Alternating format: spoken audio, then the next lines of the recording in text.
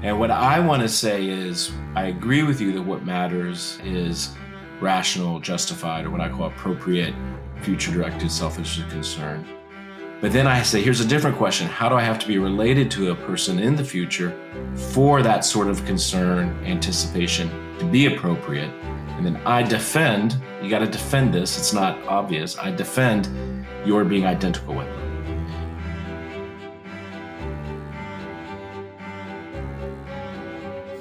So welcome everyone to today's interview, where I'm very pleased to welcome Professor Trenton Merricks. He is Commonwealth Professor of Philosophy at the University of Virginia, and his work focuses primarily on metaphysics, but also on religion, epistemology, language, and mind. His books include Objects and Persons, Truth and Ontology, Propositions, and Self and Identity. The last book I mentioned there, Self and Identity, that's going to be our focus for today, and it's now out in paperback. So I'll include links to where people can find that if they're interested. But yeah, he also has a variety of published articles on these topics and more. And feel free to add anything. But with that, welcome and thanks so much for being here, Professor Merricks. No, it's great to be here. Thanks. Yeah, so as I said in the introduction, we're going to focus on that book. It's originally come out in 2022, but as I said, there's a paperback version coming out now. Self and Identity. And I just want to start, could you give a brief overview of the book, what the general subject matter is, and maybe what people could expect to get from reading it? Yeah. I mean, there are these kind of two topics that both of them have kind of been around for a long time. One is persistence over time of persons. And I think of that, and I guess everybody thinks that as kind of a metaphysics topic. And then there's a topic that seems to be more about the ethics of personal identity that can go under a lot of different labels maybe, but it's mostly now talked about under the label of what matters in survival. And so the thought is, I don't know, I find the easiest way to understand the distinction to go back to an example in Leibniz. So and maybe the earliest place where you get a really clear distinction between persistence and what I'm calling what matters in survival, or I'll probably just call it survival. And Leibniz says, he was a huge admirer, fan of China. He had all these reasons why he thought Chinese philosophy and culture was fantastic, not least of which was it was about the same size as his Europe, but Europe was in wars for 30 years. And during his life in China, it wasn't. But he was super interested in the philosophy and everything, talked to lots of Jesuits coming back from China. That's how he got his info. But he has this line. He says, wouldn't it be great to be the king of China? He goes, because, he thinks that's the best place. Being the king would be cool. But he's like, yes, but if you were to lose all your memories and then become king of China, it would be as if some other person became king.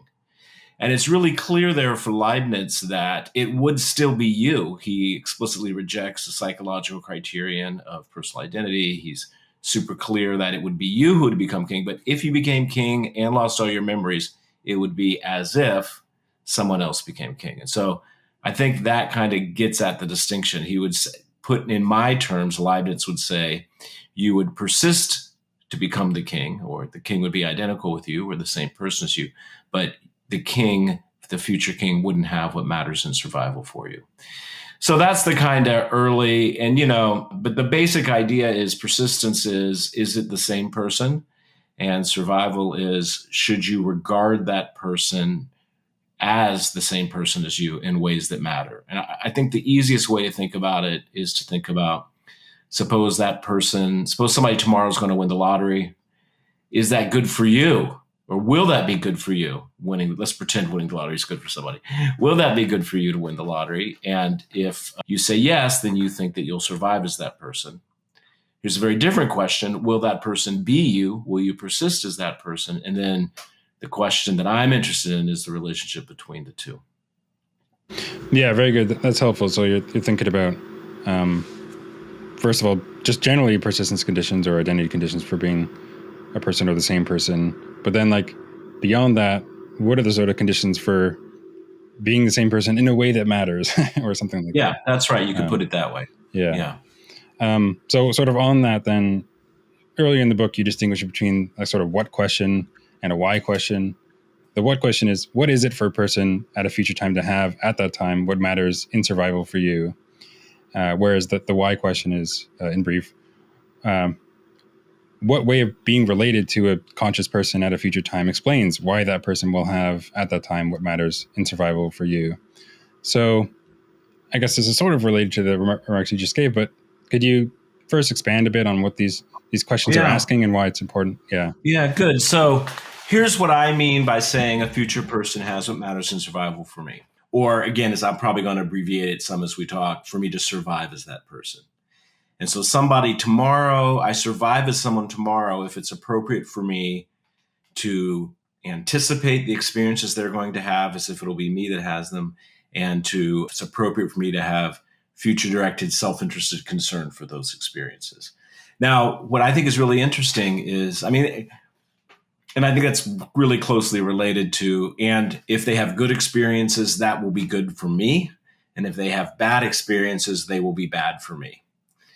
I think that rough sketch of what it is for someone to have what matters in survival for me is not particularly controversial, maybe not controversial at all. But I think sometimes people, I don't know how often, this happens a little bit, it seems to me, but people conflate that question with how do I have to be related to someone tomorrow for them to have what matters in survival for me. So here's a common move that I can find, and I quote people making this in the book, and I'm not going to call anybody out here, and maybe they have an explanation for it.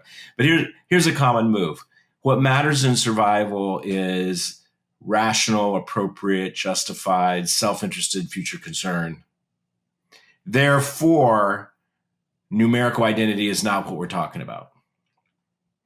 And what I want to say is, I agree with you that what matters is rational, justified, or what I call appropriate, future-directed, self-interested concern. But then I say, here's a different question. How do I have to be related to a person in the future for that sort of concern, anticipation to be appropriate? And then I defend, you got to defend this. It's not obvious. I defend your being identical with them. So I think by distinguishing those two questions, it at least, maybe one of the first things it does that I think is helpful, and I wish, I think is helpful, is that it allows us to see that even if what matters in survival is not identity, that there's still an important role that identity could play, and I agree that it does play, in debates about what matters in survival. Right. Yeah, and we'll definitely get to that some more, because those sort of two answers there sort of key in the development of the book. Yeah, so just one other sort of methodological question. When thinking about personal identity and also just like survival and what matters and so on, to what extent is this like a matter of conceptual analysis and figuring out how these terms function in everyday discourse? Like, does the empirical semantics bear on the issue at all here, or what do you think? I'm always open to hear an argument for the conclusion that it does, but I primarily think of these topics as topics about persons, not the word person, and persistence, not the word persistence, and, kind of certain ethical questions about, I guess broadly normative questions like when is it appropriate to anticipate a future experience? And I don't think of those as fundamentally conceptual questions. I think of them as questions kind of about the way the world is. But if you really differed, if you thought the minute you talk about like whether it's appropriate to have future-directed self-interest concern, and then you have, for some reason, you think that can't be a question about the way the world is, but it has to be something else. I suppose that's consistent with a lot of my arguments. I don't really, I try not to make them depend on any kind of particular count of what makes things appropriate. For me and for my interests, I'm definitely not the kind of philosopher who starts with language. I think we use language to talk about other topics. Yeah, fair enough. I would think, like, I don't know. Yeah, we're trying to investigate what persons are, appropriateness is, or what's appropriate anyway, and the self and so on, and persistence. But like, I don't know. I feel like to some degree, like, I don't know, we're using these words to get at things, presumably. And if we're trying to figure out what what we're getting at, and to some degree, looking at how those words are functioning semantically is relevant, maybe. But well, yeah. I mean, hard to disagree with that in a way. Yeah. But suppose we're trying to figure out. Suppose it's back in Galileo's day, and we're trying to figure out if the Earth circles the sun or if the sun circles the Earth. I don't think that conceptual analysis is the answer to that. I don't think that the way people normally use the expression circles the Earth is relevant. I do, of course, agree if we're going to speak English, unlike Galileo, but like us pretending, we have to know what our words mean. But I don't think investigating those words is the way to figure out whether the sun circles the Earth or vice versa.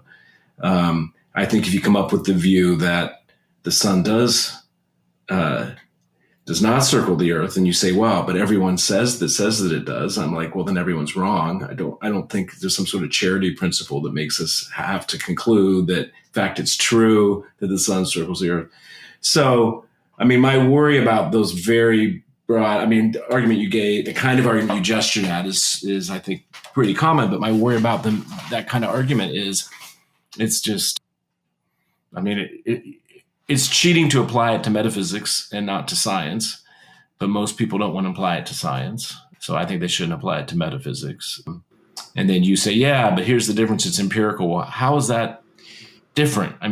We're still using language. I thought it was using the language that made the questions in some sense linguistic. Yeah, good. Just quickly. I would apply it in the same way in both cases. It's just that I'm not suggesting that the semantics or what we uncover by investigating how the words are used would solve the issue in either case, right? It's just that it would help clarify to some degree what we're getting at. The thing I take the most time with, I think, is the notion of appropriateness. I kind of have and there, I'm happy for it to be stipulative. Here's what I'm getting at. What's not stipulative is that we can grasp the disagreement between Leibniz and his opponent when Leibniz says, it won't be good for me to be the king of China if I lose my memories before then. And his opponent says, no, it'd be awesome for you. Something else could be bad for you, losing your memories. And if you can grasp that disagreement, then I think we're in business. Yeah, fair enough. So okay, we should get on to, although you've gone over it a bit already, but we should cover it in a bit of more detail. The two questions. I could do this other question. Well, actually, yeah. You just mentioned it there about appropriateness, and in the first what question included the notion of what matters, quote unquote, in survival. When you think about these terms and related normative issues, do you have a sort of meta-ethical or meta-normative commitments in the background, or is it just are you meant to? I don't think I have anything sort of new to say. You know what I mean? I guess I'm a kind of a realist, but I don't think that plays a role in the arguments. Right.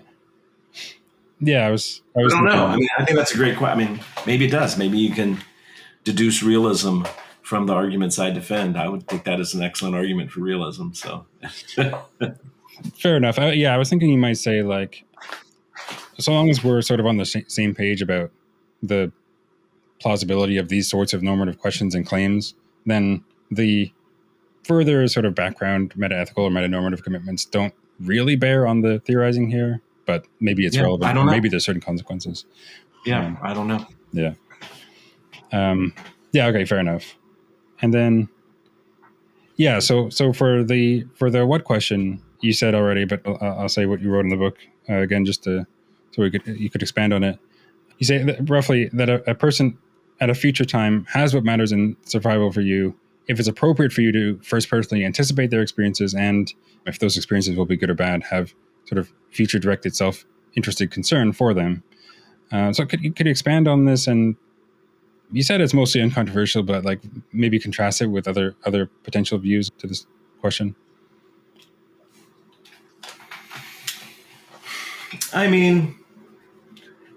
You could say, I think Mari Sheckman includes things like, and what I think is her account of what matters in survival includes things like moral responsibility. So, it would be wrong for me to punish you for something tomorrow if that person, if you don't survive as that person, even if you persist as them. My inclination is, partly you can add that if you want, but my thought was that what explains why a future person is morally responsible for your actions is that you have survived as them. So I kind of think of what I'm focusing on as explaining moral responsibility. I also kind of think, I think a 5-year-old child can survive as an 80-year-old adult. Maybe the 5-year-old child does something that she shouldn't, and then the 80-year-old adult, I don't know, the 80-year-old adult's still responsible for that. Maybe that moral responsibility fades out with time and changes. I don't know, but I don't want to commit to that. So I think the main point isn't so much to defend my answer of what matters in survival and to argue. The main point isn't to insist that it's distinct from other answers. Indeed, I try and emphasize it coheres with pretty much everything people say. It's rather to distinguish it from the concept, the idea of identity over time or persistence. That's what really matters. And then to argue that it's a substantive, but so I think true claim that identity delivers what matters in survival. That is what explains why a future person will have what matters in survival for me. That is what explains why, say, his bad experiences in the future will be bad for me, is that I'm identical with him. So in a way, that first chapter where I'm talking about my answer to the what question, there's tons of quotes from people. Partly I just want to say, this is the idea here. We'll start with Leibniz, then we'll go on and talk about, and Leibniz is very explicit about punishment and reward and being good and bad for people and stuff. So he connects, starting with him, you get these ideas tied to something to be distinguished from mere persistence. So does that make sense? So I think, if you want to tweak an answer to the what question, and you want to maybe add something or whatever, if you want to drop all talk of anticipation and just say future person has some matters to survive for me, just in case that person's future experiences will be good for me right now or will be bad for me. I kind of say in the book and show you, you can kind of connect all of these things together and it doesn't really make much difference. What really is important is to distinguish what it is for someone to have what matters to survive, or for what it is for you to survive as a future person, to see that that's really a different claim, a different proposition, if you want, than what it is for you to be identical with that person. And then I want to argue, and you got to argue for this, for the substantive claim that if I'm identical with a future person, and only if, in fact, then that person has what matters in survival for me. Yeah, good. It's sort of interesting if you do end up weakening it in that way. Or for example, you say that, well, what matters in survival is if they have experiences that would be good or bad for me, or something like that. Yeah, and then, but look, I think if that experience will be bad for me, or will be good for me, then it is appropriate for me now to have future directed self-interest concern. So it's not. I don't think it's really disparate. I think all these ideas are connected and kind of amount to the same thing. And if you want to, do one emphasis or another, I say in the book, one reason for focusing on future directed self-interest concern is that's just the sort of thing most people actually talk about. So like McMahon talks about egoistic self-concern being rational. So that's self-concern, those his words. And I want to make sure I connect up, with what people actually say. Right. Yeah. Yeah. So then, as you've already said, for your answer to the why question, is that it's numerical identity that explains why that person will have what matters in survival for you, or maybe a little bit more precisely, it's numerical identity with a conscious person. But anyway, and you say this is a substantive hypothesis that you need to argue for. What are some of the reasons you forward in favor of this position? I think the easiest way to get into it is just the thought that don't think about persistence for a second. Just think about things right now. And so suppose someone is in pain right now. Is it appropriate for you right now to have self-interested concern with regard to that pain? I think the answer is yes, if and only if that person's identical with you. You might have concern for me if I'm in pain because you're a nice guy or whatever, but that's not self-interested concern. And then the question really is, think about future Troy, 20 years from now. In our kind of picture thinking, we think of that as kind of some separate person that's kind of, I don't know, somehow interestingly related to you. But of course, for the endurantist, someone like me, I think that future Troy just is a name for you. And I think the way you're related to the Troy of 20 years is exactly the way you're related to the Troy of right now, numerical identity. So I argue, and you got to fill in the details, and there's some moves and stuff, but the basic idea is if you give me something I think everybody would give me, that if someone is in pain at time t, then it's appropriate for someone at time t to regard that pain as their own and to have self-interest concern for it. What would explain that? Well, they're the one in pain. That's what explains it. That is, they're identical with the person in pain. That's another way to say exactly the same thing. And I think if you really kind of wrap your head around that, then you can see why, given an endurance account of persistence, you should say the same thing about identity over time, because for endurantists, that's just numerical identity. So I think in one thing I'm really careful to insist on the book is if you're a stage theorist or a 4D'er, I don't think my arguments work. So I think this is maybe another place where the metaphysics of persistence can make a difference in kind of normative questions about when it's appropriate to have future directed social concern or whatever. Yeah, good. What if someone responds by saying, maybe this is a good argument for thinking that numerical identity is necessary, but maybe it's not sufficient. Maybe there's other sort of conditions that would have to be met. Maybe even more than consciousness or whatever. Yeah. I mean, I know that's not saying like giving a proposal, but I mean, the funny thing is, even Parfit claims that personal identity is sufficient. He says, he doesn't mean numerical identity there.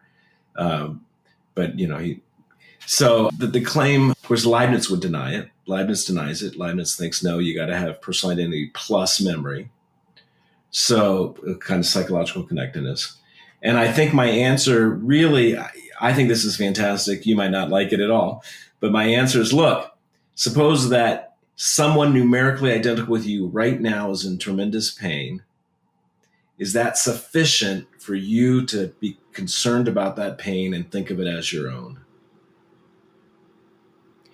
If they're existing. And that's, I'm going to put this question in other words. Suppose you're in tremendous pain. Is that enough reason for it to be appropriate for you to regard that pain as your own and to have self-interest concern? I think the answer is yes. Yeah. And then, so my claim is that the relation of you to future you is just that same relation. So I claim, you could object, that if you take numerical identity to be sufficient for future directed self-interest concern at a time, then you should take it to be sufficient over time. Yeah. I guess the only way someone could object to that, maybe apart from taking some different view about time or something, would be to say, no, there's something different about what's appropriate when we're talking about the same time versus at different times. For one, we don't want to say that directed toward the past. Maybe that's self-interest. Look. I think if a past person was in pain, it's appropriate for me to regard that as my own. Now, I'm not going to anticipate it because it's past, but I think I could remember it. But maybe the concern about it isn't quite the same as about in the future directed case. Right. But yeah.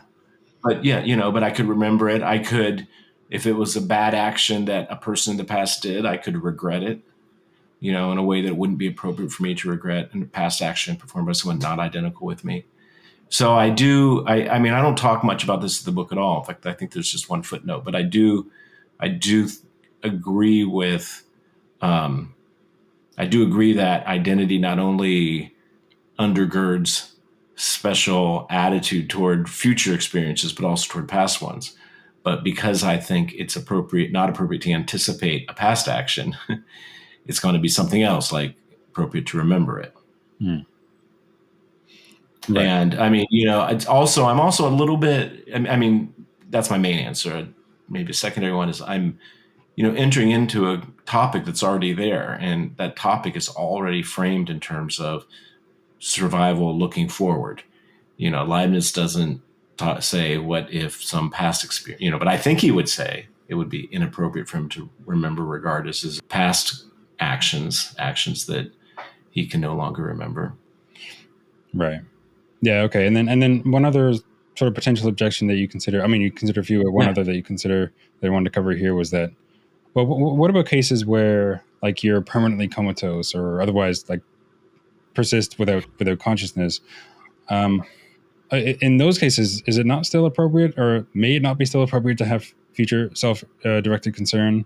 Like maybe you don't want your body undignified or something like that. Right. And I might feel very different about that than yours being your body.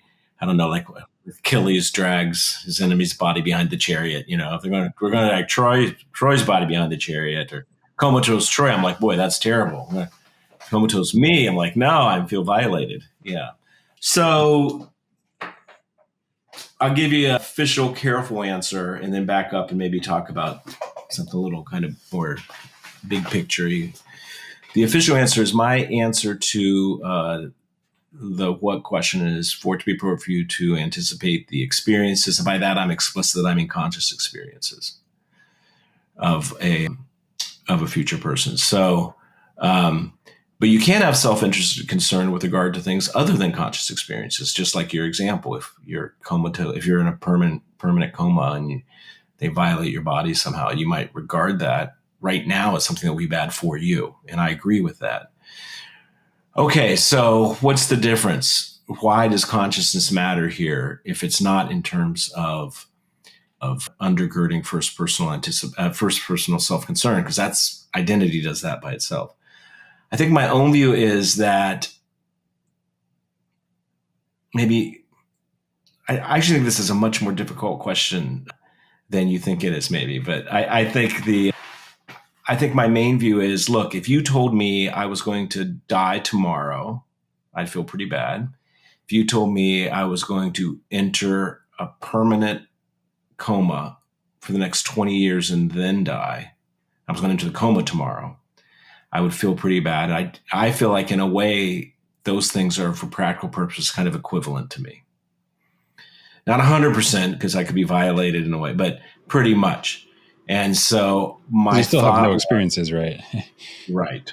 Yeah. And so my thought was, it's sort of like saying, I mean, here's a view that I think this isn't I think I'm a living human organism. I don't think I will ever be a corpse because I think corpses are just X's composed corpse-wise. But it's not crazy to think, not crazy at all to think a human being could become a corpse. Suppose you become a corpse and you'll be frozen. Would you survive as a corpse? I mean, no, that really is the practical equivalent of death because it's death. So my thought was that what we're looking for and what matters in survival is officially the things I've been saying, but that kind of bound up with this, what would be a way to persist, but would be for practical purposes, basically the same as death. And I was thinking if you told me I was going to become a corpse, that would definitely be for practical purposes the same as death. That wouldn't be survival. I think if you told me I'm going to enter into an unconscious coma for 20 years and then die, I feel like I don't care. I'd rather die, or maybe they're the same for me, or maybe dying would be better because me being in a coma would annoy my family or for a while, be a burden on them in a way that my death wouldn't be. So I was thinking if you come at it like that and you think there's really no reason to choose unconscious persistence that's permanent from ceasing to exist, then I wanted to throw consciousness in there. But I actually think this is a really interesting and fun question. But I do think, and I'll put it this way, paradigmatic survival includes consciousness for sure. Good. Yeah, I mean, maybe this answer is the answer I'm going to give is too quick, because I thought you might say something like, look, there's maybe other reasons to be concerned with what happens to you or your body or something like that beyond what matters in survival. And so, but again, if you think your body's, again, I'm just, maybe, yeah, I know it's tricky. I don't know. It isn't so much that it's because of survival. It's that what undergirds treating those experiences as bad for you. or what Yeah. undergirds having, egoistic or self-interested concern with regard to those experiences. Yeah. Yeah, I guess we could separate it being a self-interested concern and maybe just some preference regarding what happens to your body or something like that. Right. No, that's right. Yeah. All kinds of moves you can make. I just want to maybe sidestep all that by adding conscious experiences, or what the answer I'm giving. And again, some of this is because I'm trying to make my answer to the what question as uncontroversial as possible. I'm citing lots of people who say, Velleman says what matters in survival is looking up the stream of consciousness and seeing how far that stream goes. And but lots of people who I want to resist think that required for survival is psychological connectedness or continuity. You're not going to have that in a coma. Maybe you could have that with mental states that aren't conscious, but the paradigm examples all seem to involve conscious mental states. So I'm trying really hard to say, I'm giving because I agree with lots of people who then go on and add, I think, without justification, that identity is irrelevant to the questions, granting that what matters in survival is regarding future conscious experiences as your own. Right. Appropriately, yeah. So to be clear, then, would you say, in the case where your memory is wiped, would you say that you continue to have what matters in survival, or? Yes, 100%. Right. And look, here's one reason why. Let me try and motivate that, because, Leibniz got to go first, and people might think we should go with him because he's, Leibniz and stuff. But suppose that I were to tell you tomorrow somebody's going to be kidnapped, have their memory wiped, and then given the desires and the personality of some horrible neo-Nazi. And you're like, ooh, that's rough. And then I say, it's going to happen to you. I think it's appropriate for you to regard that as something really bad for you. And the badness for you doesn't end with the memory wipe. It continues with and then I'm turned into some freaking monster. And so, one of the things that I think is important here is that if you think of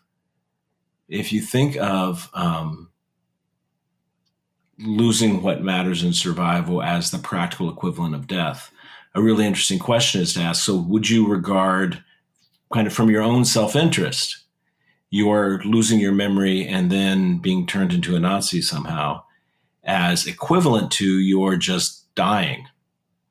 And for me, I kind of think, no, two bad things have happened. I've lost my memory, which is terrible. And then I've been turned in against my will to some kind of monster. Predicated on all this is that I persist through all of this. That's really important. If you hold a psychological continuity view of persistence, I don't think you should. But if you do, then we're not really disagreeing. You're just saying, because if you cease to exist, then there's no identity there. So what we want is identity pulling apart from memories.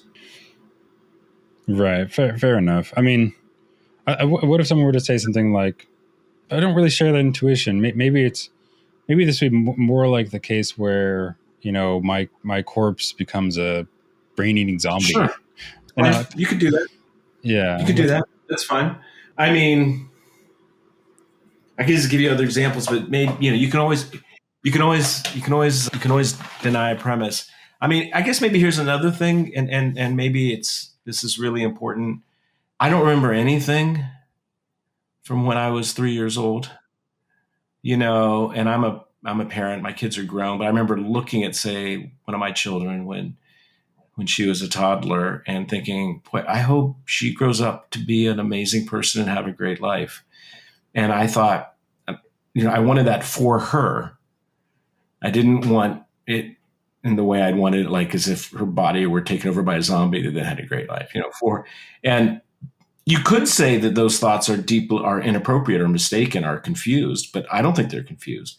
And I don't think she's psychologically connected to the adult, that she is now, or my sons. I don't think they're psychologically connected to the 2-year-olds each of them once was. So I sort of feel like, in fact, that's what, do you have a physical copy of the book? No, I have a digital copy. Okay, that's fine. So can I show you something? Sure. So, so this is the book, everybody. Woohoo. But here's the author photo. Who is that? No, that's me. Of course. No. That's the point. Yeah. So, I do think now, of course you could say, yeah, but your daughter will be psychologically continuous with a 30-year-old or someday a 40-year-old. Okay, maybe. But suppose some 2-year-old won't be psychologically continuous. Suppose, I still think kind of radical psychological change sometimes can sound like it only happens in either science fiction cases or, you're reading Bernard Williams in cases about, he talks about Tiresias and Greek mythology and then immortality and stuff like that. But radical psychological change happens all the time. And if you have children that you love and you look at a small child and you think, I want this person to become a happy adult, it's really, I think it's really hard. It's really hard to toe the line on saying some kind of connectedness is required and maybe even some kind of continuity. But of course, I think there's an easy account available to me that makes sense of what I believe is my appropriate desire for a small child to have a great adulthood and elder days or whatever. And that is that child persists. And if you're an endurantist, I can explain it all, I think, I claim.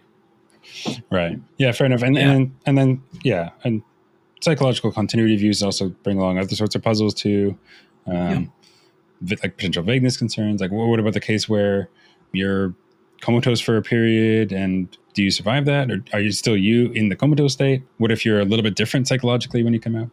And then even the standard cases you bring up, like, well, maybe I was a newborn baby or even a fetus, and that maybe didn't even have any psychology at that point, let alone one that's continuous with the psychology I have now.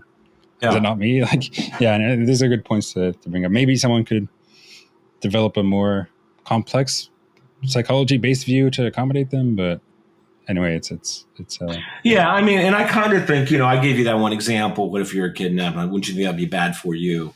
That's just one case. What I think is most important for all kinds of philosophical issues is to think systematically, look at it from a lot of different angles, try and figure out how,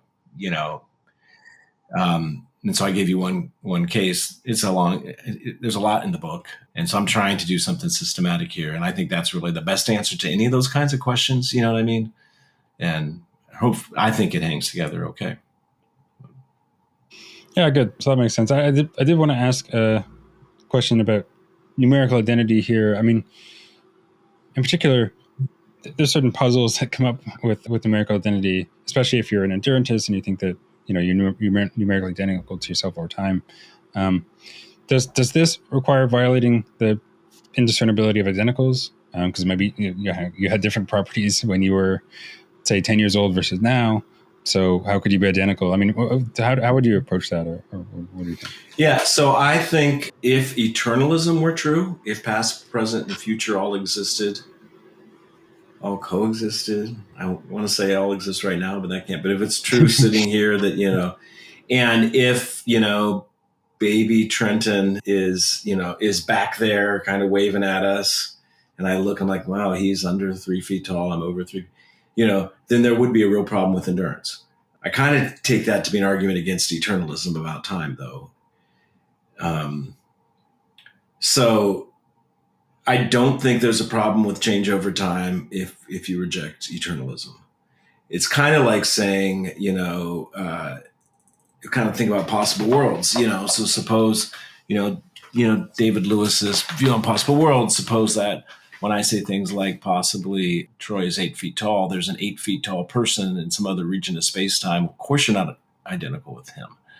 But if instead I mean something more like Kripke or planning, when I say possibly Troy is 8 feet tall, I just mean there's a way you yourself could have been. Of course, you're not that way. I'm not saying you are that way and identical with yourself. That would be bizarre. And I guess I think of past and future times is like that. Yeah, I guess I agree, but it's like it still seems a little bit weird, right? Because the way you are at this time and the way you will be at that time, say, are different. And some views of identity anyway, numerical identity, any sort of difference like that would undermine numerical. No, look. Here's the way I am. Let me give you some of my properties. Over 3 feet tall, was under 3 feet tall, however many years ago. Those are consistent. Back when I was 3 years old, here are the properties I had. 3 feet tall, will be under 3 feet tall, will be over 3 feet tall. It is true that on my view, you change properties over time, but that's a plus, I think, not a problem. So I don't think it's I don't think you get violations of the indiscernibility of identicals unless you think that every property had at a time is a property had simpliciter or something like that. And that's what eternalism seems to force on you. So the fact that, just like I want to say, the fact that you're 8 feet tall in possible world beta, that does not imply that you're 8 feet tall. Otherwise, we'd be in trouble. Likewise, I want to say the fact that I was, under 3 feet tall 55 years ago or whatever, I don't think that implies I'm under 3 feet tall. Right. Yeah, I could see this being pressed a bit further, but I did want to ask just quickly on the eternalism point. I don't know. I'm sort of the view that how I want to theorize about persistence and identity, I really shouldn't decide what I think is maybe more a physics question, like what sort of view about space-time is right. So long as it could accommodate, I don't know, some, I think, basic facts about that we take to be sort of data. And maybe that's where we run into some issues. And maybe you think the eternalist view couldn't do that, but I don't know. Do you worry about one question that I'm not qualified to talk about. I've read tons about it, and I'm comfortable thinking that there are empirically equivalent theories that accommodate with the rejection of eternalism. I'm totally comfortable with that. But I think what I would want to say instead, there was a time when people, I don't know what the current state of it is, but a time when people said things like, and it seemed to be true, that special relativity was inconsistent with general relativity. And nobody stopped doing both. And people weren't like, well, then you got to figure stuff out. Science progresses, philosophy progresses. Sometimes there's apparent contradictions or tensions. But I think that there are really good reasons to think persons endure. And if eternalism is inconsistent with that, I think that's a really good reason to reject eternalism. And if you say, yeah, but there are also reasons for and against it in special relativity and general relativity, I'm like, okay, that's fine. But maybe the difference is I think philosophy is one way to know things about the world. I don't think there's like this whole bucket of stuff that, philosophers could never say anything about that. Right. Yeah. Yeah, that's fair. Regarding the empirical equivalence, my understanding was that some of these other views that reject eternalism, like neo-Lorentzianism or something like that, are not fully empirically equivalent, but... Well, no. The question is whether... So, again, I'm the wrong person to talk to about this, but I've talked to... I've talked lots. I used to all the time. I don't anymore. There's like 20 years where every time I talked to a philosopher of physics, I would hound them about this, And my understanding is that even maybe the kind of letter of special relativity creates real trouble for presentism. There are tweaks you can make that are empirically equivalent. And so then you're like, yeah, but we should favor simplicity. Oh, I also think we should favor endurance. Once it's not on empirical differences, but these kind of theoretical virtues, I personally think that there are really powerful reasons to believe in endurance, and I think those are powerful reasons to reject eternalism. Yeah, so I'm fine with that sort of reasoning in the sense that, obviously, on the one hand, we've got our physical theories or constraints on physical theories, quote unquote, and considerations about endurance and persistence, and it's not like, well, necessarily what we have to say about endurance could never influence what we should think about physics or anything like that. It's just, I don't know. For me, I'm sort of skeptical that the right thing to say in this case is that, I also accept endurantism, although with a slight qualification. But I don't know. I'm still skeptical that should rule in or rule out certain views about, eternalism versus presentism, or going the opposite. And I didn't say that. I hope I didn't. I didn't say that it should. I'm not saying that like it should influence physics. I'm saying it should influence views about eternalism. Right. And yeah. I don't know. I don't know how many physicists you've talked to, but I've talked to some, and not all of them. I mean, they're just interested. Many of them are interested in empirical equivalence or empirical adequacy. Excuse me. And then you're like, what's time really like? Like some. Yeah, fair but enough. I'm not. Again, I mean, this is. Maybe you should cut all this out because I'm not an expert in this, and intentionally don't really want to go there. Yeah, no, it's all good. Actually, next week I'm going to have Tim Maudlin and Barry Lower on to talk about laws of nature. Yeah. So those are the guys you should talk to about this. Fair enough. I think the only thing I really want to say that's controversial, but that I'm happy to say, is that I think arguments of the sort that people give in philosophy can tell you things about what the world is like. And I don't think the only way to know what the world is like is to do physics. Yeah, I agree with that for sure. Potential tensions there, then, that's the way it goes. Yeah, then you got to sort of weigh the different considerations against each other. Yeah. And it might be that a more quote unquote philosophical concern wins out. Anyway. I mean, look,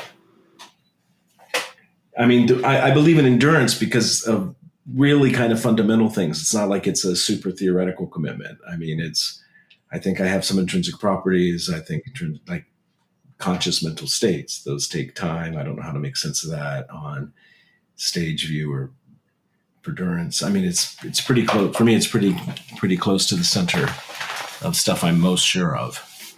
Yeah.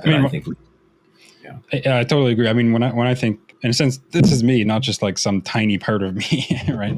And when I think about myself in persons, I don't know.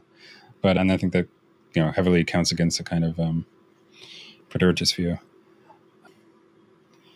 Yeah, I just want to say briefly that, and you talk about this a little bit in the book, but I'm a fan of like relative identity views where, well, like myself right now, or this, the person at this time, say, is the same person as a person at another time, but maybe different with respect to some other sort of, like as a different, I don't know, configuration of matter or something like that. And maybe this is the right way to think about identity here. Is maybe it's not as strict as kind of Leibnizian acceptable classical identity, but it's a sense in which we can understand sameness over time without, and I don't think you have these concerns anyway, but without running concerns about indiscriminate identicals. I just end up rejecting it. You can't reject the indiscriminate of identicals. I mean, unless you believe in contradictions, right? Because if A is identical with B and A has F and B doesn't have F, then there's one thing, two names, A and B, but one thing that's F and not F. Well, it's F at a time. So you can't deny that identity exists. Yeah. But that's not to reject the indiscernibility of identical. I mean, that's just going to be vacuously true, I guess. Well, if X was identical with Y, then X would be indiscernible from Y. That's consistent with, I guess, having no identity. Well, no identity in a way that's sort of like classically acceptable, I suppose. Yeah, that's fine. Yeah. But I think you mentioned it in terms of identity over time. I think a perfectly coherent view is stage theory, and stage theory has, persistence is sort of relative, and all that makes perfect sense to me. But stage theory also has numerical identity. The stage, for example, is numerically identical with itself, and it also embraces indiscernibility of identicals. So, but if you want real relative identity, where there's no such thing as numerical identity at all, just all these different identity-like relations, I guess you could do that. I guess I'm inclined to not find it that motivated, but I could be wrong. Partly because I don't really understand what all these relations are. I think I know what identity is, and I can say its formal properties. I think I can give you tons of examples of it. I find the relative identity stuff really hard, and at least Geach's arguments for it absolutely terrible. But no offense, Peter Geach. But maybe they weren't terrible for his methodology. If he just thought, here are sentences that people say, he's the same person, but not the same passenger because we're using passengers, but maybe if you're beginning with the kind of linguistic analysis, I don't know, maybe. But anyway, I think they're terrible. And I just think, I don't know, it's a starting point for me that I don't know, I'm identical. I'm just one person, so I'm identical with myself. The connection between counting and, if you're a relative identity theorist, you have to be, counting will be relative too. But anyway, I don't like it. Right. That's probably the best answer. Yeah. Fair enough. You brought up that, you can have relative identity with also numerical identity. People make the distinction between pure and impure relative identity, where the impure admits of maybe absolute or numerical identity facts that are maybe like classically acceptable or whatever. I think if you really want to do it over time, if you just want identity over time to be quote unquote relative, if you just want quote unquote identity over time to be relative, you should be a stage theorist. Theirs works really nicely. Yeah. That's one way to go. Although I'm not going to spend time on this because it's sort of going back to something we've already discussed, which is that, I'm sort of convinced that when thinking about identity over time, unless you go in for something like this, you really are going to have to deny the indiscernibility of identicals. Because I don't know. I think that just because you're hanging on to eternalism. Is it? Maybe it has to do with that. Okay. But I don't know. It just feels to me like even if eternalism is false, what existed at one time is something that's different in certain ways than what exists now, even if they're both me. Because things change. Yeah, but that's consistent with the indiscernibility of identicals, because it's never the case that the object is F and not F. At the same time, that's fine. And just period. If you're a presentist, for example, and just period. Well, it's never the case that it's F and not F, right? But it's true now that it's F. It's true at a previous time that it was not F. Okay, but if it's true at the previous time that it's not F, that's like saying, I think. That no more implies that it's not F than my saying it's true in some possible world that you're 8 feet tall implies you're 8 feet tall. Or even, I don't know, it's true in some scandalous lie about you that you robbed a store doesn't imply that you robbed a store. I would agree that in the sense that it no more implies that it's now not F. But I guess my concern is not that at any point it's both F and not F. It's just that even if it's entirely at different times, things at different times, which are at one time F and the other time not F, can't be the same thing because those are not the same. Those are distinct properties. Well, I don't know if that's more clear. I think being F is consistent with at some other time not being F.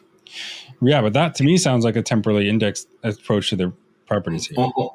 Only the not F was temporally indexed there.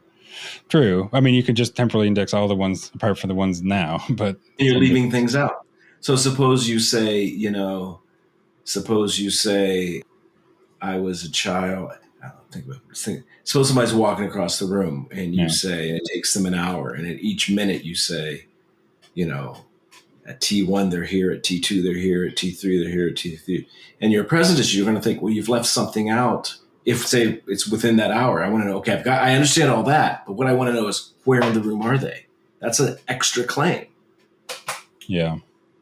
Okay, fair enough. I did want to ask, I think it's going to come up a little bit later more about potential like weird cases, kind of sci-fi cases, but I did want to ask about one sort of connected to this, which is that what would you say about the case where somebody, if this is even possible, where somebody time travels and then they like meet up with their younger self? Is that even coherent to you, or how would you analyze that? Or do you have a view, I suppose? Yeah, I guess I'm inclined to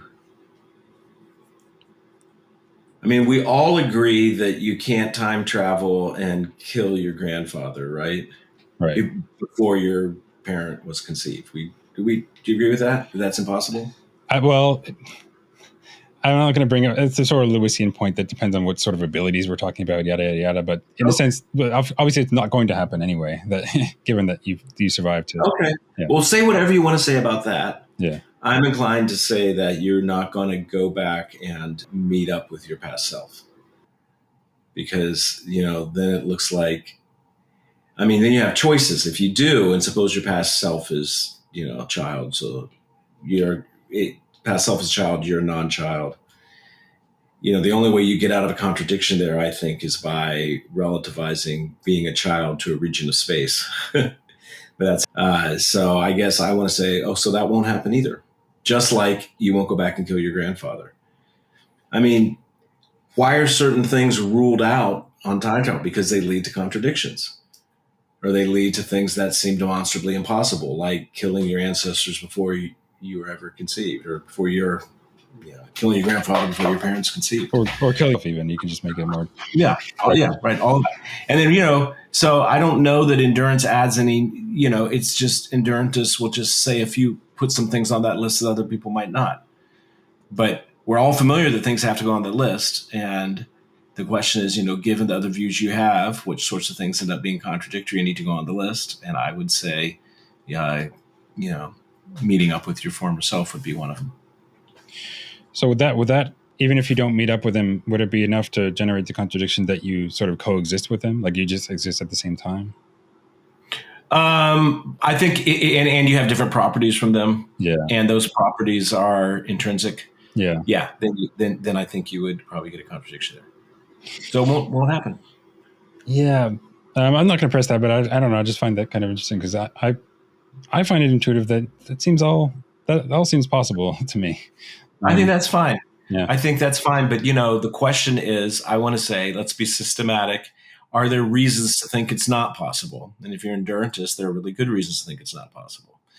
And then you're like, well, isn't that really bad? Endurance rules out things that seem like coherently describable. I'm like, I don't know. I mean, everybody has, I think most people have to say, you can't go back and you won't go back and kill your grandfather. Right. So I guess what's impossible about that? You pick up the gun, you pull the trigger, Right.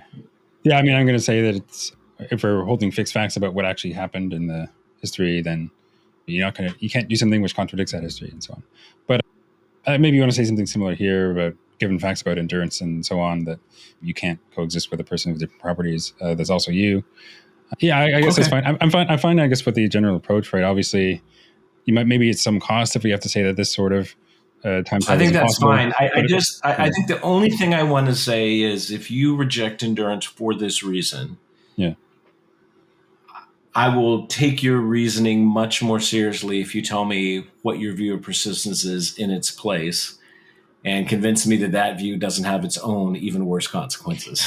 Right. That's fair. Maybe I think it was, maybe Churchill said democracy is the worst form of government except for all the others. And so, maybe I'll say endurance is the worst form of persistence except for all the others. Yeah. Yeah. That's just pretty good form, but yeah, it's got some weird results, but yeah, fair enough. I mean, I think I want to go in for sort of eternalism, but it can get a bit tricky. Okay. And then, yeah. So I did want to move on to some other things. And then you do spend some time, as you've already mentioned, in the book, comparing and contrasting your views with those of others, like especially Parfit, but Shoemaker and others. And I take it that a couple of key differences between your view and Parfit's are this.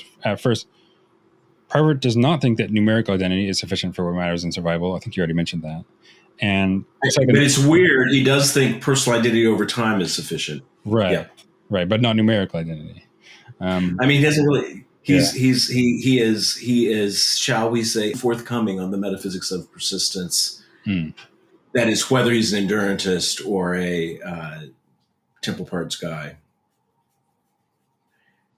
He says things that I think commit him to stage theory, but I don't know that I don't know that he'd be happy about that. when he says the only relation between me and future me is unbranching psychological continuity and or connectedness. I mean, that sounds like it's stage theory because it's, not identity, not coparthood. But anyway, go on. Anyway, I was going to say, I mean, if he thinks that personal identity is enough, but numerical identity is not, then personal identity is not, at least for you, the same as numerical identity. And so we're just talking about Parfit here. For purpose view, yeah. Obviously not your view. Not your view. Yeah, that's what I'm saying. So if you asked me, if you're like, what is Parfit's metaphysics of persistence? I would say two things. I would say he's not interested in the metaphysics of persistence, but I would also say if you take literally the claims he makes when he's talking about his so-called reductionism, he's got to be a stage theorist. That's the only thing, in my opinion, that makes most of what he says consistent. Right. Yeah. Sorry, I feel like that wasn't where you were headed with your question. Sorry. No, it's good because that was sort of part of it. And then, but then the second part that you mentioned there is that he does opt for a more reductive view about identity and persistence, whereas you don't, at least not for personal identity. Maybe, do you want to talk a little bit more about the difference between your view and Parfit's here, and maybe why you think a non-reductive approach is better? I mean, I said so-called reductionism. I would rather drop that word and say, what is the relation of me now to future me? And I say it's numerical identity. And Parfit says it's unbranching psychological continuity and or connectedness. Right. Now, I don't think you could say one of those is reductive and the other isn't. I don't really understand that. I mean, I've given you a substantive relation between me now and future me, and Parfit's given you another substantive relation. We disagree on what the relation is. What if someone says that so there's multiple relations between you now and you in the future. One of them is numerical identity, but you're numerically identical in virtue of certain facts about your psychology or whatever. Sure, that'd be fine. Yeah, that's just someone who's endorsing a criterion of personal identity over time. And if Parfit was saying the criterion is branching psychological continuity and or connectedness, then he could be an endurantist. But I take it that his reductionism is that that's not a criterion for something else. Maybe that's the point. But I mean, okay. I don't think numerical identity is a criterion for something else either. So, but I'm not a... Right. But as I recall, you want to reject that there is a sort of further criterion for identity over time in this way. Right. I personally don't. That's correct. That doesn't play any essential role in the arguments of the book. In fact, whenever that view comes up, I actually intentionally have it. Hang on. I'm sorry. I'm getting some kind of message that's making me not understand. Okay. I don't think anything in the book depends on that, my view about there being no criteria. The only time I ever mention it is in footnotes, and I explicitly say I'm not going to rely on it here. So I still think it's true. I still endorse it, but I don't need it for the arguments of this book. You still think it's true that there isn't a further criterion? Yeah. Yeah. Fair enough. I just what about the worry that that sort of view makes it a bit mysterious or like maybe brute as to why, say, yourself now and yourself tomorrow are numerically identical? So you're talking now about the no criteria view that's not playing a role in the book? Right. Yeah, if you don't discuss that. Sure, that's fine. Yeah. I mean, but look, so what does brute mean here? Is it when Parfit says me now is related to Merricks in the future by unbranching psychological continuity, is that brute? I mean, that relation's there. Well, it's sort of like it's not brute why you're related in this way, because I mean, presumably it's explained by actual facts about your psychology and so on. Right. And is the obtaining of those actual facts, is that brute? It might be. I mean, yeah, at some level, if you're getting it at some level, you're going to have bruteness. I think that's unavoidable. Yeah. Okay. So what was the objection? Yeah. Well, I guess the objection is not necessarily that there's bruteness at all. Maybe that's unavoidable, but like, I don't know. My worry would be anyway that this doesn't seem like the appropriate area for it to be a brute fact. I see. Okay, so suppose, that might be motivated. But. Imagine two possible worlds, just for fun, just to kind of try and change your mind about what feels like the right location for bruteness. Suppose you have two possible worlds, A and B, and in A you have a partless, let's say it's electron, partless entity that persists from T1 to T3. That's all. That's the only stuff in that world. And in world B, you have an electron that persists from T1 to T2, and then a second, intrinsically exactly like it, electron that persists from the open interval after T2 to T3. I don't think there's any difference in those worlds. Now, explain how those, here are ways the worlds are alike. They're like that at every time between T1 and T3 inclusive, there's an electron. They're like about what regions of space are filled by the electron over that time. The only differences between them seem to me to be differences in identity facts. In one of them, the electron at T1 is identical with T3, and the other electron at T1 is not identical with the electron at T3. And there are other identity facts differences, but as far as I can tell, between those two worlds, the only differences are all identity facts, and so it's false that the identity over time facts are explained by other further differences. So they've got to be brute. That seems okay. Yeah, I think that help? Well, I think where I would push back, and I don't want to focus too much on this because I do want to get to some other things in the book. Where I would push back is I'm sort of inclined to say I don't even think that's coherent. Like we'd have to be understanding electron in a different way across those different worlds. So like I don't know if I think about I don't know. Suppose there's this world where my car exists for some time, and now imagine another world which is in all ways except for one the same, except that my car existed, say, only half that duration, and then immediately subsequent to that, like a different car existed in place. Yeah, good. All right, so let's do it with your car. So you got two worlds like that. Yeah. Can we can we have like a wizard or something? Sure. so we got a wizard who, here's one world where the wizard, your car exists for 10 minutes. The wizard annihilates it. And then an hour later creates a numerically distinct but exact duplicate of your car. Is that okay? Yeah, I'm fine with that. Yeah, I think. All right. And so now we got to now try again. We got to we got your car exists for a while. The wizard annihilates it. 30 minutes. Then 20 minutes later creates an exact duplicate. And then I would say, how about this? The wizard annihilates it, and in the open interval after that creates an exact duplicate. Yeah. No, I see where it's getting here. That's your case. Why not? I see the point you're getting at. I think I would say that like as the sort of gap gets smaller, I think it gets more gray about whether the original car was continuous with it or not. That's fine. Yeah. I just wanted to try and let you see a way of thinking where maybe the fact that identity facts are not grounded in kind of properties of continuity of properties or whatever could have kind of some intuitive pull. That was all. Yeah, fair enough. I know there's obviously more examples that might intuition pump one way or the other, and that's not a conversation we can. Yeah, and in the end, I'd rather just have systematic reasons for thinking about this, not those. But since you were kind of, doing intuitions in one direction, I thought I'd throw some in the other. No, that's perfectly fair. That's perfectly fair.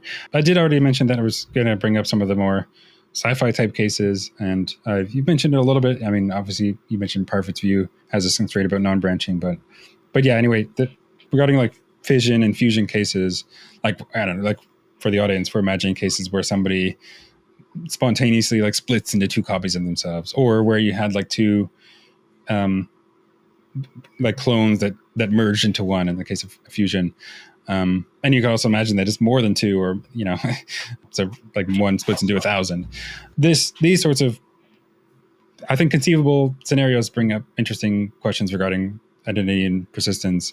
Like, which one of those, if any, are the same as you, and do any of them have matters in survival? Yeah. What do you think about cases where it really happens? So, like an amoeba. Do you think when an amoeba divides into two, the original amoeba still exists and is one or both, or do you just think, oh no, the mother cell's gone and there's two new daughter cells and that's it? Yeah, I'm inclined to that latter view, that it's two, but maybe it's ambiguous. I don't know. I guess I like that it's two. So I guess I'd say the same thing in the person case. Yeah, I could see someone. Here's what I think. I think the reason people don't like saying it in the person case is because they're committed to some version of psychological criterion or some kind of continuity criterion. There's things you could say about narrative and so on that maybe there's a million things you could say. Yeah. But I you know what I mean? But I think if, for example, you had a psychological continuity view and you thought the fission preserved memories or sufficient memories, then it would be a really puzzling case. I don't have a psychological continuity view. And then you say, yeah, but what about biological continuity dividing? What about that? You know, for example, if I don't go that way either, but, and then I'm going to say, well, I don't, you know, cell division happens all the time. And most people, I think, probably want to incline the way you inclined, where the original cell's just gone. I guess I would say that too if it happened at the level of the person. It doesn't seem that bad to me. Probably relevant to all of this is that you know, I don't think there are criteria of identity, but yeah, I do wish when people talked about science fiction-y fission cases, they would tell us what they think about just mundane cases like amoeba dividing and why. And then it'd be great to see if that coheres with what they say about the science fiction cases. Right. What about like transporter cases? Oh, I think that's death. Yeah. I'm not getting into transporter. No way. Yeah. Fair enough. Yeah. I mean, I'm probably mostly with you here, except that I think there's going to be some cases, and maybe these aren't among them, but I think there's going to be some cases which are more vague or potentially even indeterminate. And I take it that you don't think that numerical identity facts like this could ever be vague, indeterminate, or like come in degrees or something like that. No, I'm completely convinced by the Gareth Evans and the Nathan Salmon argument about that. Yeah, the identity can't be vague or indeterminate. Right. Do you know this argument? It's super fun and easy. So imagine for reductio that I actually haven't thought about it for a while, so I might get it wrong, but I'll try. Okay. That it's indeterminate whether A is identical with B, but it's determinate that A is identical with A. But it's not. But then, given our assumption, it's not determinate that B is identical with A. So it looks like A and B have different properties, being determinately identical with A, and differ in their properties. One is determinately identical with A, the other isn't. Therefore, they're just not identical, period. And then you get lots of objections where people worry about like whether there's such a property as being determinately identical. I don't think that's actually an interesting objection, because on my view, the indeterminate of identicals can be rephrased. If it's true of an object, maybe you're sparse.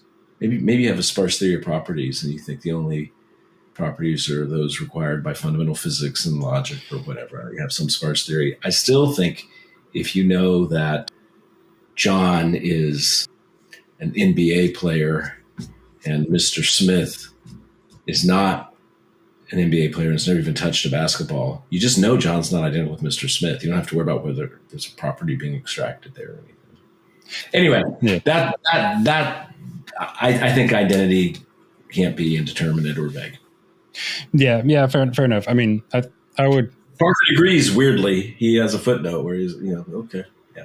Yeah, I mean, I think my objection would be sort of along the lines of some things that I've already said. Like, I would reject indeterminability of identicals and go in for some relative identity. I think that could accommodate that, but that has problems on its own. But but you're right. That little argument I gave depends on the indeterminability of identicals. You're right about that for sure. Yeah, but of course, I see where that's coming from. I think I've come across that before, but I probably forgot it.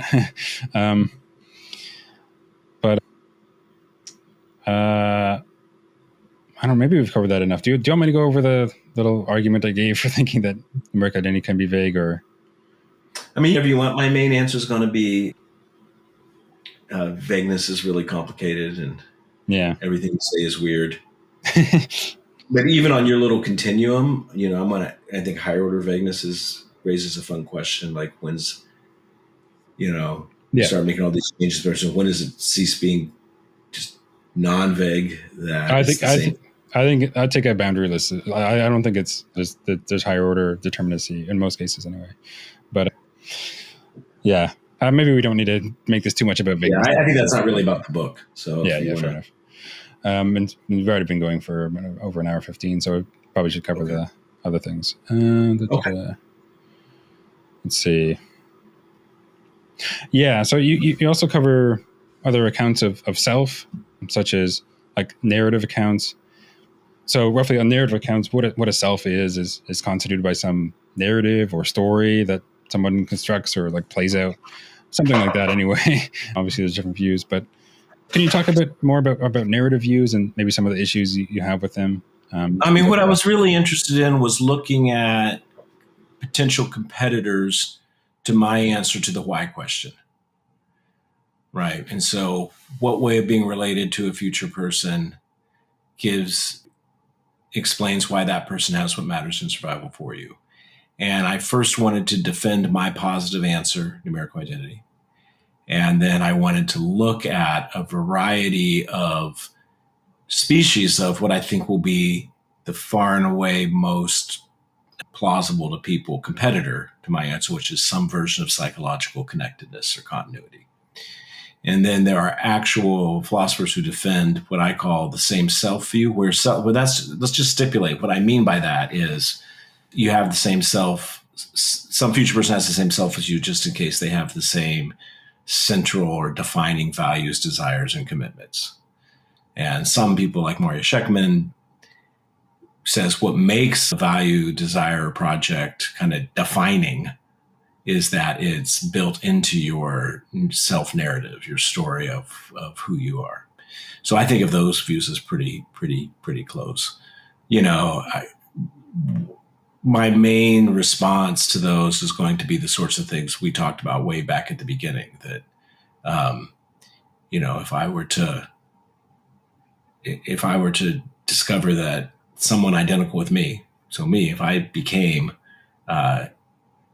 took on really terrible values, or at least what I right now believe are terrible values, had terrible desires, committed to terrible projects, I think that would be bad for me in a way that's different from my ceasing to exist or dying. And so I think it's not the practical equivalent of death. I think it's worse, or at least different. And I think that leads to an objection to that view. So that's the main kind of ways I want to resist that. Arguing that changes in self and changes in self-narrative can be bad or good for you. Suppose you're a terrible person and you become quite different. Or suppose you're a small child. I really don't think I have the same values, desires, and projects I had when I was 3 years old. But I don't think that means that the 3-year-old didn't survive as me. I don't think that when my children were toddlers, I didn't put it this way, but I certainly would have wanted them to have different desires, projects, and values when they were in 20 years, for their sake.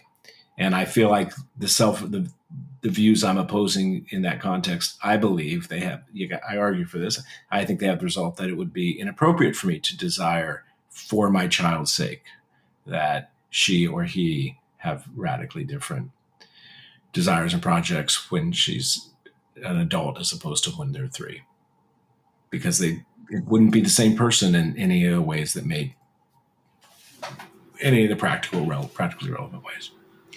Right. Yeah. And then what about cases where, well, for some period of their life, maybe as a child or in some state, they don't really have a self-narrative, or they're not really playing. Right. Yeah. All of that too. Yeah. All of that too. Yeah. I think we should want to allow that, but they still be the same person and so on in ways that matter. Yeah. So that's good. I guess we should cover briefly the last chapter where you connect some of the ideas here to like Christian theology and the afterlife and some related issues there, so how do you see some of the views that you developed here, especially how like what matters in terms of in survival what explains what matters in survival is numerical identity with consciousness. How does that ground hope for eternal life, and how do you see those issues connecting?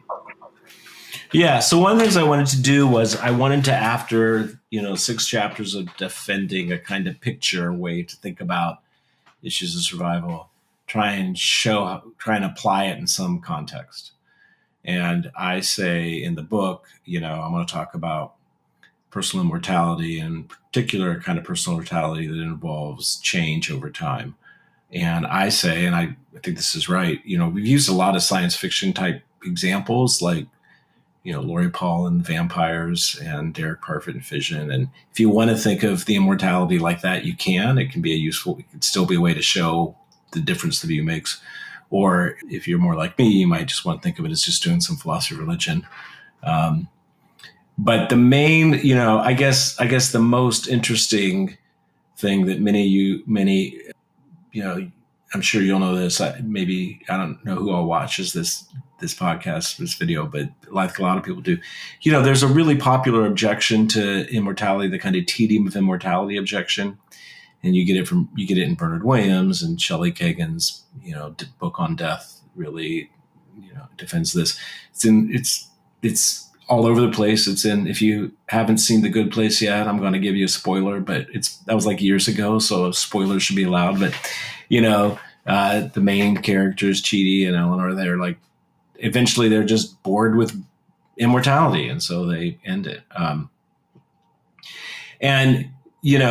This is explicit in Kagan and in Williams. They argue that, look, here's your choices. Either you remain largely unchanged, in which case immortality would be eventually unbearably tedious, or you keep changing slowly so that eventually you've changed so much it's not really you anymore and you don't survive anymore.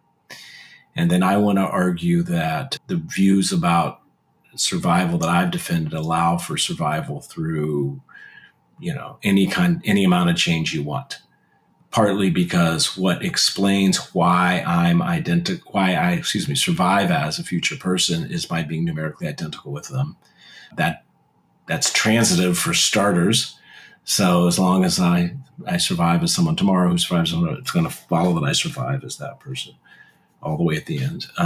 It doesn't come in degrees. So the main thing going on in that chapter is showing how the arguments in Williams and Kagan, who are the most explicit ones.